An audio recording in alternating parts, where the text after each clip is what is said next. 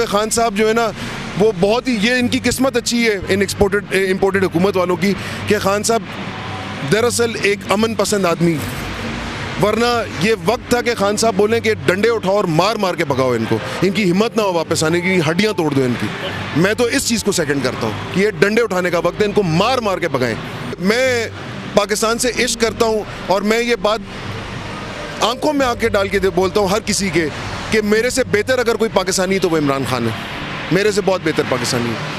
ये बहुत बड़ी बात कह दी है कि आप पाकिस्तान से इश्क करते हैं, मोहब्बत से भर के इश्क करते हैं, लेकिन आपसे ज़्यादा खान साहब करते हैं। कोई शक नहीं है, जिस उम्र में वो है और जिस तरह अभी भी वो रेस्ट नहीं ले रहा, वो आराम नहीं कर रहा, वो कहता था कि सुकून जो है वो कब्र में जाने के बाद की एक कैफियत है, तो वो ये करके दिखा रहा है यार। वो अभी भी 70 से ऊपर उसकी उम्र हो गई है, अभी भी बाहर है, पता नहीं उसको भी कितनी दर्दें निकलती होंगी, थकता होगा, मगर उसने अपने माथे पे सिलवट नहीं आने दी। तो यार फिर मेरी इस जवानी का क्या फ़ायदा, अगर मैं उसका भी, मेरा बुजुर्ग है, अगर वो बाहर है तो फिर मैं भी बाहर हूँ। अस्सलामुअलैकुम, मैं हूं हसनैन, आप देख रहे हैं नया पाकिस्तान। इस वक्त मैं मौजूद हूँ इस्लामाबाद में, जहाँ खुददार पाकिस्तान रैली निकाली जा रही है। मेरे साथ एक भाई मौजूद है, इनसे बात करते हैं कि यहाँ क्यों आए हैं, बाहर एक दफ़ा फिर क्यों निकले। अस्सलाम वालेकुम। वालेकुम सलाम प्यारे भाई। अच्छा मुझे बताएं, एक दफ़ा फिर आप इस्लामाबाद की सड़कों पर बाहर निकल आए हैं, क्या वजह, क्यों आए हैं? सर जी, मैं तो जब से ये इम्पोर्टेड हुकूमत आई है तो मेरे तो घर का चैन, तो मुझे चैन नहीं नसीब हो रहा। मैं सड़कों पे ही हूँ और तब तक सड़कों पे रहूँगा जब तक ये चले नहीं जाते। ये वो वक्त तो नहीं है कि इम्पोर्टेड हुकूमत भी हमारे सर पे और हम इम्पोर्टेड बर्गर भी जाके खाएं। ये इम्पोर्टेड पिज़्ज़ा और इम्पोर्टेड बर्गर खाने का वक्त नहीं है। ये रमज़ान का महीना है, इसका तो दर्स ही ये है कि अपने ऊपर सख्ती झेलो और हक पे खड़े रहो। तो मैं हक पे खड़ा हूँ सर जी। पाकिस्तान को हकीकी आज़ादी जब तक नहीं मिलेगी मैं बाहर हूँ। अच्छा मुझे ये बताएं, ये तो हुकूमत कह रही है कि हम अच्छे तरीके से आए हैं, हम इस मुल्क को खुशहाल बनाएंगे, तरक्की करेंगे, तो क्या समझ रहे हैं आप इन्हें क्यों नहीं कबूल कर? सर जी, पहली बात तो ये कि इनको अगर हमने पहले आजमाया ना होता, ये अपनी तरक्की की बात करें, ये तरक्की करेंगे। इनके होते हुए पहले भी पाकिस्तान ने कभी तरक्की नहीं की, ना आगे कर सकते। एक तो ये चले मान लें कि चाहिए बहुत तरक्की दे देंगे, मगर ये हमारी चॉइस से नहीं आए। हम आज़ाद मुल्क गलती भी अपनी करते हैं। अगर हमने गलत बंदा भी चूज़ करना है तो अपनी मर्जी से करना है। किसी और का मुसलत किया हुआ अच्छे से अच्छा सोने से धुला हुआ बंदा भी हमें नहीं चाहिए, हमें अपना बंदा चाहिए।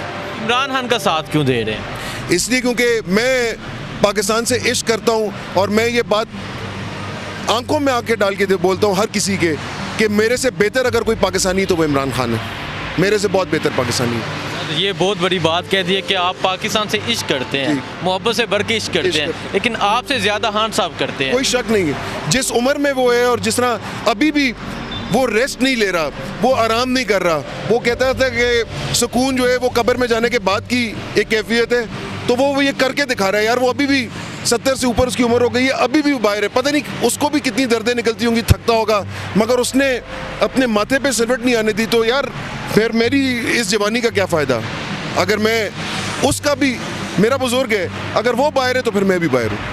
अच्छा सर मुझे ये बताएं, आपको मैंने पहले भी देखा यहाँ इस्लामाबाद की रैलियों पे निकले हैं, दोबारा फिर निकले हैं, कब तक निकलते रहेंगे? जब तक इम्पोर्टेड हुकूमत को एक्सपोर्टेड हुकूमत नहीं बना देंगे तब तक हम बाहर निकलते रहेंगे। इनको वापस या ये जेल जाएं या दफ़ा हो जाएं, हमेशा हमेशा के लिए दफ़ा हो जाएं।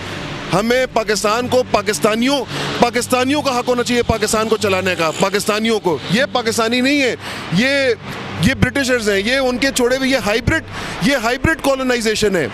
पहले वो अपना वाइसरॉय यहाँ छोड़ते थे, उस पर उनको खर्चा करना पड़ता था, अब उन्होंने बंदे ही यहाँ से ये मीर सादेक उठा के यहाँ पे हमारे सर पे मुसलत कर दिए। जो पैसा यहाँ का अभी भी उधर ही जा रहा है, मगर उधर से अब उनकी तनख्वाहें यहाँ नहीं आ रही। आप समझ रहे हैं ना, इनकी तनख्वाहें भी हम अपनी जेब से दे रहे हैं और ये जो लूट मार कर रहे हैं वो भी हमारे पैसा ये लेके बाहर जा रहे हैं। ये बहुत गहरी बात है। ये हाइब्रिड कॉलोनाइजर्स हैं, ये अभी तक पाकिस्तान अभी तक मकबूजा पाकिस्तान है, मकबूजा पाकिस्तान, ये समझें।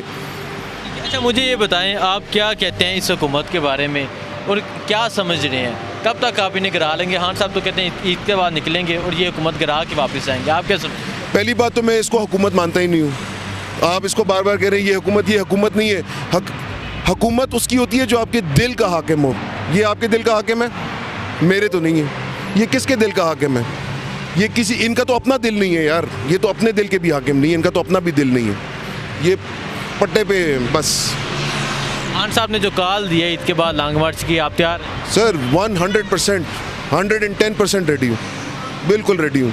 मैं तो कहता हूँ कि खान साहब जो है ना वो बहुत ही, ये इनकी किस्मत अच्छी है इन इम्पोर्टेड हुकूमत वालों की कि खान साहब दरअसल एक अमन पसंद आदमी, वरना ये वक्त था कि खान साहब बोलें कि डंडे उठाओ और मार मार के भगाओ इनको, इनकी हिम्मत ना हो वापस आने की, हड्डियाँ तोड़ दो इनकी। मैं तो इस चीज़ को सेकंड करता हूँ कि ये डंडे उठाने का वक्त है, इनको मार मार के भगाएं। अच्छा, मुझे ये बताएं, ये जो इनकी कैबिनेट बनी है उसके बारे में क्या कहना चाहेंगे आप? कैबिनेट में तो मैं आता हूँ जो कि सारे मुजरिम हैं, सारों के ऊपर केसेस हैं, सारे जेल में बिलोंग करते हैं, मगर आप ये देखें ढिटाई और बुज़दिली और बुग़्ज़ की मिसाल आप ये देखें कि मुझे हाल ही में पता चला कि वो डीजल के बेटे ने अपने दफ्तर में कायदे आज़म की तस्वीर के ऊपर टेप्स लगाई हैं।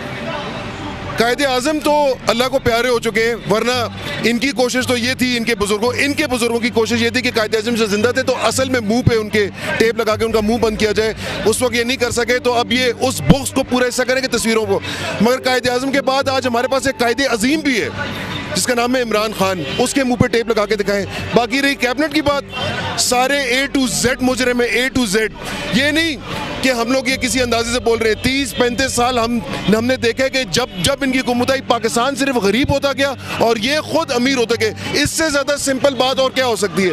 और सबसे शर्म की बात यह है कि आज एक लड़के ने जिसने ज़िंदगी में कोई काम नहीं किया, देखो कायदे आज़म ने तो अपने कायदे अजीम ने यानी कि इमरान खान ने तो किसी पब्लिक ऑफिस से पहले अपनी जिद्दोजहद से कैंसर के मुफ्त अस्पताल बनाए, यूनिवर्सिटियाँ बनाई, बहुत कुछ किया। पाकिस्तान को हमेशा रोशन ही किया ना, पाकिस्तान की इज्जत में।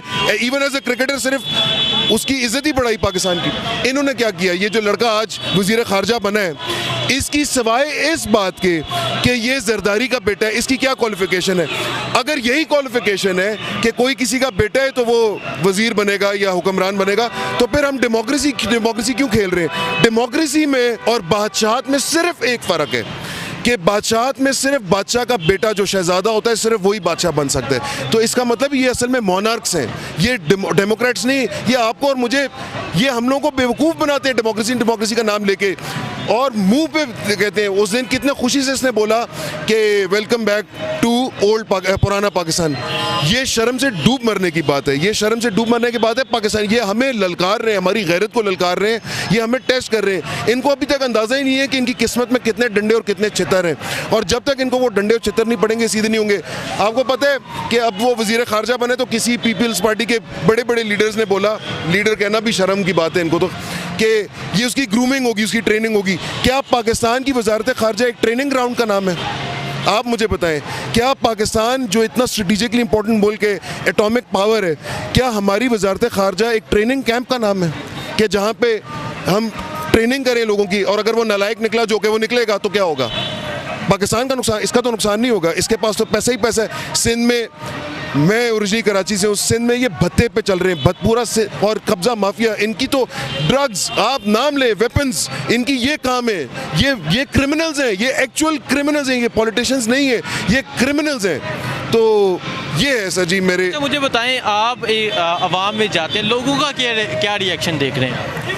सर मेरी एज 42 है, मैं आपको सच्ची बात बता रहा हूँ, 42 साल में मुझे पाकिस्तानी कौम पे, पाकिस्तानी कौम का हिस्सा होने पे अब पहली दफ़ा फ़ख्र हुआ है। पहली दफ़ा पाकिस्तान मेरा इश्क है, इस पे पाकिस्तान के मुल्क पे मुझे हमेशा से फ़ख्र था, अपने कौम, अपने बहनों और भाइयों पे आज। क्योंकि भाई मैं तो हर जलसे में जा रहा हूँ, आपके सामने हूँ, और कोई मेरे गाड़ी में पेट्रोल नहीं डाल रहा, कोई मुझे बिरयानी नहीं दे रहा है, इसका अपना पेट्रोल डाल के आता हूँ।